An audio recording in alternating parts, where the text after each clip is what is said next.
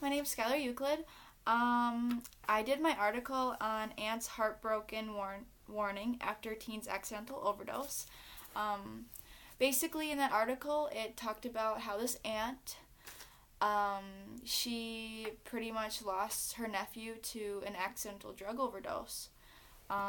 She goes on Facebook actually and makes a post about how parents and just guardians in general should be way more aware of the different drugs that, for one, kids are being able to get a hold of, even drugs in their cabinets. She goes on actually to tell everybody that, kids think that pills are so easy to, they're so easy to take, and that, after you take them your whole life, you think, your kids think that it's so easy to just take them and nothing will happen to me, nothing will happen to me. But the hard reality truly hit when her own nephew, actually, him and a friend were just having a relaxing night, and they thought that it would be a really good idea to take a Percocet. And the Percocet ended up was being laced with almost all of it was fentanyl, and it instantly killed them. And they actually tested the drug.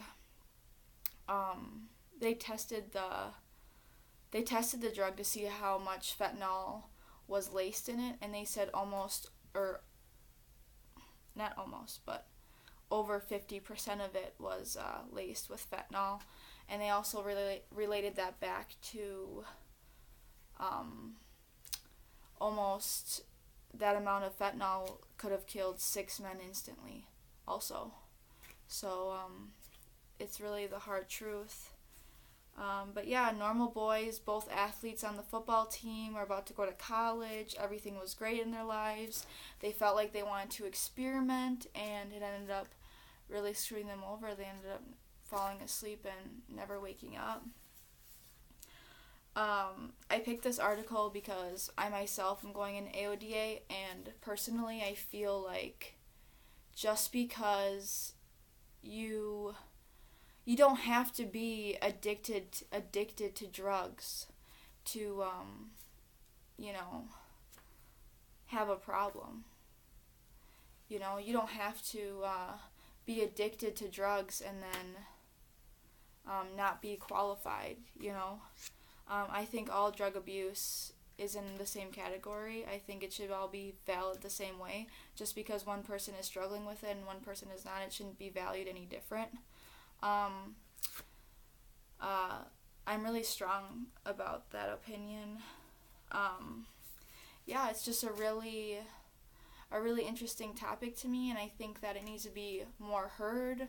I think it needs to be more heard of. I think people don't really know that other drugs are being laced with other drugs and causing other issues and symptoms, and I think it just needs to be really well known. For a visual, I ended up making this person.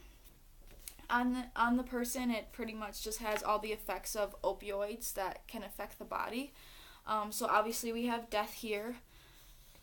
It's probably backwards on here, but death, aches and pains, can lead to heart attack, poor appetite, definitely weaken the immune system.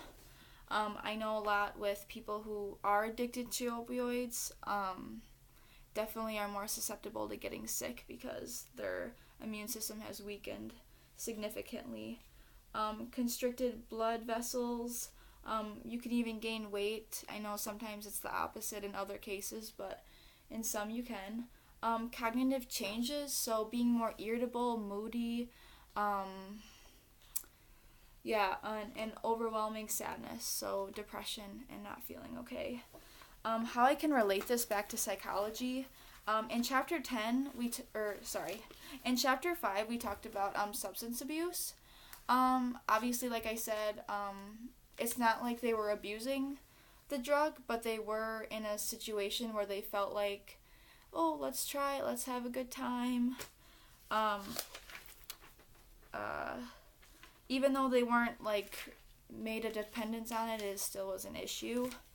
And another chapter we could relate it to was chapter 10.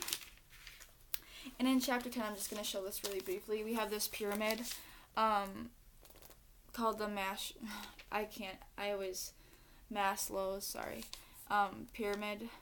And in one of the categories, it says loved and feel the need to belong. Even though they probably weren't feeling like they need to be loved or fit in, I know sometimes school and friends and like just being a teenager in general is super hard, so I feel like they wanted to, experiment, maybe try to fit in a little bit more, or fit in with the crowd. But yeah, that's my article. Thank you.